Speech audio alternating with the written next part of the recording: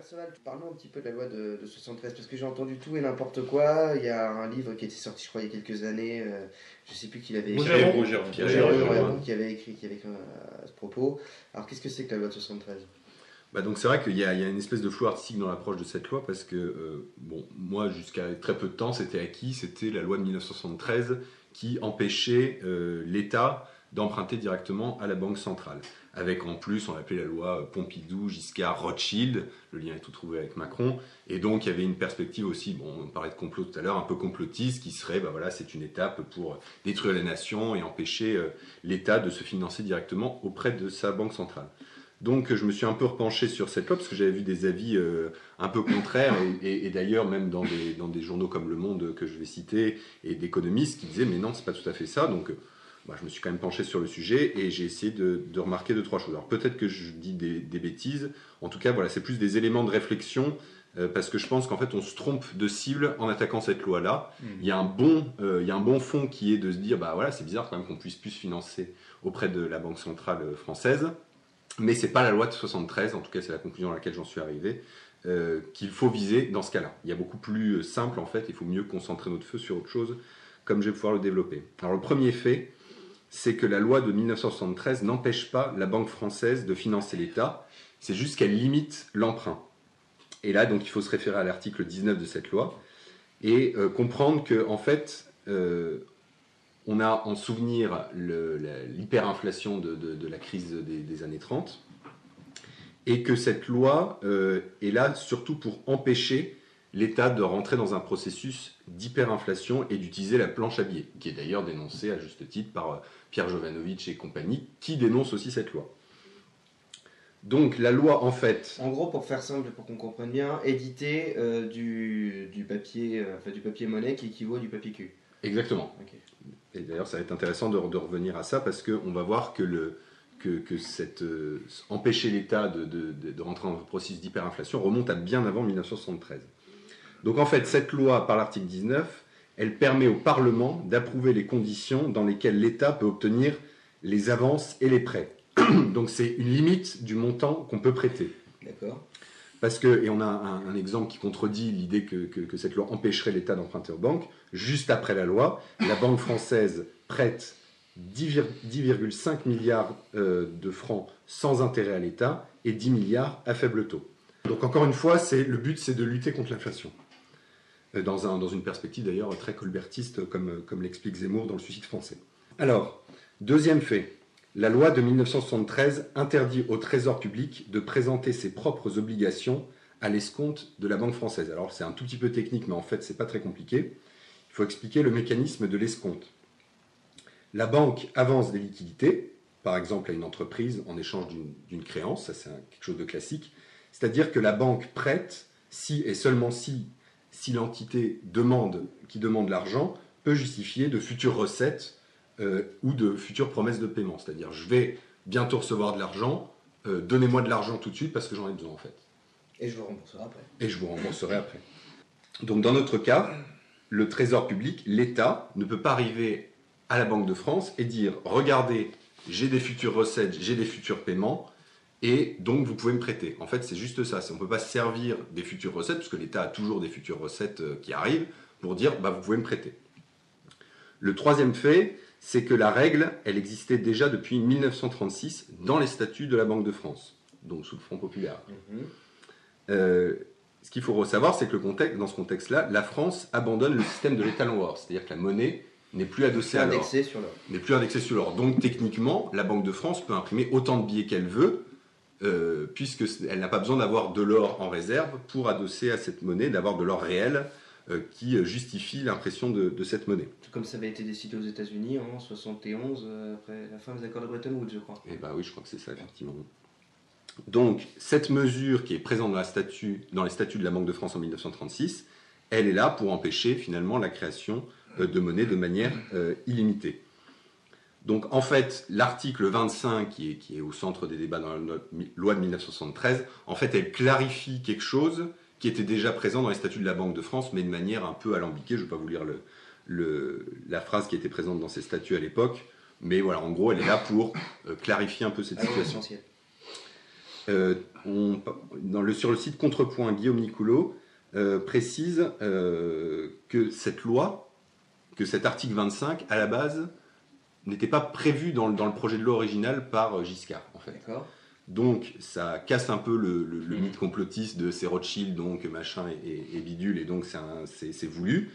En fait, c'est un amendement qui a été introduit par le Sénat et que le gouvernement a accepté. Donc peut-être que finalement c'est voulu, mais en tout cas, ce n'était pas prévu dans le projet de loi initial, et en tout cas, c'est par le Sénat que cet article 25 a été promulgué. Ensuite, le quatrième fait, c'est ça qui nous intéresse, c'est que cet article 25, finalement, a été abrogé le 1er janvier 1994, car il rentrait en contradiction avec le traité de Maastricht. Le traité de Maastricht qui empêche les banques centrales de créer de la monnaie pour acheter la dette. Ce sont donc bien les traités européens, en fait, qui sont les véritables ennemis. Donc l'intuition de dire, effectivement, on ne peut plus emprunter nos banques, elle est bonne, mais ce n'est pas la loi de 73 qu'il faut viser. Autant viser directement ce qui est actuel. Le vrai problème, c'est l'Union européenne. C'est l'Union européenne. Pierre, donc je suis en accord avec tout ce que Perceval vient de dire, parce que effectivement c'est un sujet qui est ressorti récemment et qui avait été mis un peu, qui était tombé dans l'oubli depuis 5-6 ans. Quoi. Bon, ça revient, on sait pas, ça revient dans l'effervescence des Gilets jaunes, je pense. Mais sur le bien fondé maintenant du principe, il n'est pas mauvais le principe. Alors bien sûr, l'État n'est pas soumis aux mêmes impératifs de croissance et de rentabilité qu'une entreprise. On peut comprendre que dans un moment, si vraiment il y a besoin, dans une situation de crise, ou s'il faut relancer ou sauver une économie, il est légitime que l'État puisse se financer à taux zéro. Mais le problème, c'est que c'est devenu structurel et que la France n'a cessé de produire des budgets en déséquilibre pour soutenir l'État-providence. Donc c'est l'État des boomers des années 70 et suivantes qui nous ont foutus dans la merde. Donc si l'État-providence n'est pas viable, il n'est pas viable. Donc soit on le réforme, soit on exclut certaines catégories de population de l'État-providence, notamment les étrangers, qui touchent un nombre considérable d'aides, même si ce n'est pas absolument toutes, mais ils en touchent beaucoup. Enfin bref, il y a des moyens à prendre pour avoir un budget en équilibre. C'est pas normal que dans le pays le plus taxé du monde, je crois, plus que la Chine, oui. Plus que la Corée du Nord. Plus de 50% de prélèvements obligatoires. Voilà, c'est pas normal que dans cet état-là, on soit en déficit. Enfin, que le budget soit en déficit, c'est pas possible. Donc l'argent part quelque part. Donc l'argent est extrêmement mal utilisé. Donc je reviens sur le sujet des Gilets jaunes. Une revendication à clarifier, c'est bien cet état qui doit être fort, mais pas omnipotent, pas gros en fait, pas obèse. Il ne doit pas nous vampiriser, nous sucer pas la mère nourricière, quoi. Voilà, il n'a pas vocation à être la mère nourricière. L'État-providence n'aurait dû être qu'une parenthèse de transition entre pour le lancement des 30 Glorieuses, au lancement des 30 Glorieuses, et puis il aurait dû se diminuer au fur et à mesure, une fois que les 30 Glorieuses et l'essor économique incontestable qu'elles ont produit se seraient stabilisés, quoi.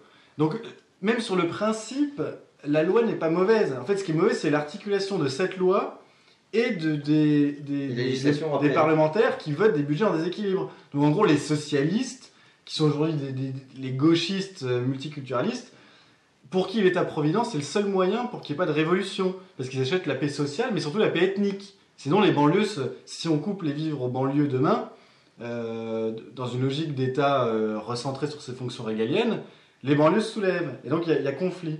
Alors, acheter la paix ethnique, mais aussi acheter la paix entrepreneuriale, puisque on peut parler de la fraude sociale, je suis tout à fait d'accord avec toi, mais n'oublions pas la fraude fiscale aussi, qui coûte encore plus cher. Alors, justement, la transition est trouvée, c'est quels sont les postes qui créent le plus de dettes. Alors, est-ce que c'est l'État-providence ? Je ne sais pas si finalement, là j'ai pas assez de détails pour te dire si c'est effectivement ça qui fait le plus le plus budget. Néanmoins, la CAF, je ne suis pas sûr que ce soit la CAF en fait. L'éducation nationale. C'est l'éducation nationale, le plus gros budget. Le plus gros budget, c'est l'éducation nationale. Pour des résultats médiocres aussi. Donc à un moment donné, il faudrait peut-être utiliser la technologie, faire des cours, peut-être passer aux cours en ligne pour une certaine quantité de cours. Puis ensuite, les élèves viennent pour valider des vrais moments de cours, mais pour le coup intensifs qui servent à quelque chose. Enfin, il y aurait des choses comme ça à mettre en place. Justement, la dette, je crois, elle est de 43 milliards à peu près aujourd'hui. Le budget de l'éducation nationale, c'est 68 milliards. Non, annuel. Le creusement de la dette. Ah oui, le creusement de la dette. Voilà, c'est ça. Et le budget annuel de l'éducation nationale, c'est 68 milliards. Le service de la dette, le service de la dette, c'est-à-dire le simple remboursement du taux des intérêts qui courent sur la dette déjà contractée, est englouti intégralement l'impôt sur le revenu. Ouais, c'est ça. 43 milliards ou 41 milliards et demi, je crois. Donc on est bien clair qu'on ne parle même pas de la dette en tant que là, quand tu payes 41 milliards et demi et tu n'as pas encore remboursé ta dette. Tu as juste payé les intérêts dessus. On sort pas. Et alors, pour ça, maintenant, on prélève à la source, faut le savoir aussi. Le truc, c'est que l'argument de dire qu'il ne faut pas utiliser la fausse monnaie, enfin, ce qu'on appelle la planche à billets, la monnaie de singe, c'est vrai, et en même temps, on voit très bien que Mario Monti, avec la Banque Centrale Européenne, a pratiqué la planche à billets. Mario Draghi a pratiqué la planche à billets, sauf qu'au lieu de vendre directement, de donner l'argent directement aux États, ça passe par les banques privées. Ça passe par les banques privées qui se raflent au passage. Voilà. Et cet argent, d'ailleurs, ne va même pas dans l'économie réelle. Et non, il finit par, parce que comme il y a une grande doute mondiale sur la qualité des monnaies, notamment sur le dollar, etc., ça nourrit l'exploitation, enfin la crise immobilière. En fait, l'inflation immobilière, quoi. En fait, le doute monétaire n'arrive pas pour l'instant. Parce qu'en réalité, tous les pays ont joué le même jeu, que ce soit Shinzo Abe, ou avec la Banque Centrale Japonaise, ou alors la Banque Centrale Européenne, la Banque Centrale Américaine. Tout le monde a fait la planche à billets depuis 2 minutes, et ils se mettent d'accord entre eux. Parce qu'ils savent très bien que s'il y en a un qui commence à mettre le pied sur le frein, il fait péter la gueule et tout. Mais c'est-à-dire qu'aujourd'hui, l'économie est tellement interconnectée que c'est que on pourrait jouer, dire quelqu'un pourrait faire solo, dire c'est bien, on arrête, on remonte les taux. Mais à ce moment-là, en fait, il fait tomber tout le monde. Quoi. Donc, il y a cette espèce de fuite en avant. Tout le monde se tient. Donc la stabilité du système tient dans le fait que personne n'a intérêt à ce que ça tombe. N'empêche que les gens, les spéculateurs, ne veulent pas détenir une trop grosse quantité monétaire, ce qui fait qu'ils investissent dans de la pierre.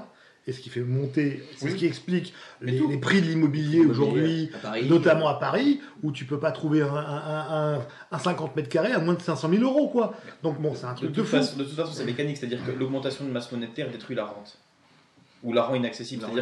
C'est-à-dire qu'en fait, si tu n'as pas une force de frappe monétaire énorme, tu peux plus préserver un bien. Mais c'est vrai aussi sur la bouffe. Tu parles des apparts, moi je dis c'est vrai aussi sur la bouffe. Le prix d'un panier moyen, pour se nourrir pendant un mois a explosé ces 10 dernières années. Tu l'as partout. C'est le contraire de la fausse monnaie, il faut que tu l'injectes vite fait dans quelque chose qui rapporte et qui a du flux. Donc, il y avait une étude, et on revient d'ailleurs un peu sur les gilets jaunes, il y avait une étude qui avait été faite qui montrait effectivement que la part du loyer qui a explosé ces 20 dernières années, la part du loyer dans le revenu des ménages, dans le budget des ménages, a explosé et dans le panier qui permet de calculer l'inflation, il n'est pas du tout reporté au même niveau. C'est-à-dire qu'avant, on dépensait 200 euros par mois pour se loger dans un studio. Aujourd'hui, un mec normal dépense entre 400 et 500 euros. Et à Paris, plutôt 800. Ah oui, 900. C'est qu'en fait, maintenant, dans un salaire célibataire, donc, et là je pense aux mères célibataires, la part du loyer, c'est 60% du salaire. C'est énorme, en fait, quand tu y penses. C'est énorme. Gigantesque. Et d'ailleurs, ça ne devrait pas être ça devrait être la bouffe, normalement, priorité. Enfin, vas-y, Perceval, conclusion. Donc je reviens, alors juste un petit point justement sur la création monétaire. Alors ce qui est très drôle, c'est qu'il y a une interview de Michel Rocard qui était le 22 décembre, donc comme la date à laquelle on enregistre cette émission, en 2012, dénonçait de manière superficielle du coup la loi de 1973, parce que disait c'est ça qui nous empêche d'emprunter à notre Banque nationale, ce qui n'est donc pas tout à fait vrai. Et par rapport à la création monétaire, il disait à l'époque, il y a 800 T de flux monétaire international. Un T, c'est 1000 milliards de dollars. Donc 800 trillions de dollars qui circulent dans le monde, et il y en a 98% de cet argent qui se joue sur les marchés spéculatifs. Et il n'y en a que 2% dans l'économie réelle, ce qui montre à peu près la bulle. Et du coup, pour finir sur la loi de 1973, on dit c'est ça qui a fait exploser la dette. C'est encore une fois pas tout à fait vrai.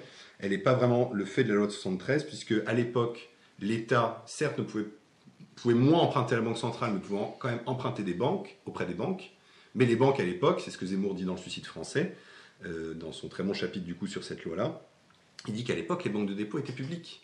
De Gaulle avait nationalisé les banques, donc c'est quelque part l'État qui emprunte à l'État. Il y a 2 postes qui ont favorisé la dette, donc fin des années 80, début 90, donc sous Mitterrand. les taux d'intérêt de la Banque de France ont augmenté et ils étaient supérieurs au taux de croissance de l'économie. Donc ça, c'est le premier effet boule de neige qui a fait gonfler la dette. Et du coup, là, dans l'article que j'avais vu, c'était plus 20 points de PIB entre 1980 et 2007. Ah, mais alors, c'est ce que L'autre poste, je te laisse réagir après, l'autre poste apparemment qui est à l'origine de ces dettes, c'est la baisse finalement, paradoxalement, des prélèvements obligatoires. Et enfin, dernière étape, bah oui, baisse des prélèvements obligatoires, on a moins de recettes, donc... Oui, non, je veux l'apprendre. Je les ai pas vu baisser, mais bon. Quelque part, c'est ça. Non, mais c'est toujours quand t'as plus de thunes, mais pour qui ils ont baissé? T'as plus de taxes. Parce que quand tu parles de baisse de prélèvements obligatoires, ça peut être en moyenne, mais en fait, ça dépend sur qui on les a baissés. Si tu les baisses sur les ultra riches, bien sûr, ça va baisser. Là, j'ai pas tous les détails techniques à vérifier. Non, mais baisse des prélèvements, mais pas baisse des taux. C'est-à-dire que les gens peuvent être de plus en plus taxés sur un salaire de 1500 €. Si tu baisses pas les taux, ça change rien. Ben voilà. Oui, non, mais c'est mathématique. Et donc le quatrième poste qui a fait augmenter la dette, c'est quand même quelque part un peu la crise de 2008 qui a fait qu'on a renfloué les banques, etc. Ouais, et enfin la CAF, mais je pense que finalement la CAF c'est quand même, si on prend à l'échelle macroéconomique, c'est non, parce que tu as des choses qui ne figurent pas dans le budget en fait, c'est compliqué, mais moi aussi ça m'avait étonné ces chiffres et j'avais creusé un petit peu. Donc on verra pour une commission pour la CAF. Okay. Voilà, donc en fait conclusion, le fait qu'aujourd'hui on ne puisse plus se financer auprès de la Banque centrale et que nous soyons dépendants des marchés financiers est effectivement un vrai problème, mais ce n'est pas le fruit de la loi de 1973 et on doit vraiment concentrer nos attaques sur Maastricht qui nous empêche d'emprunter à nos banques nationales.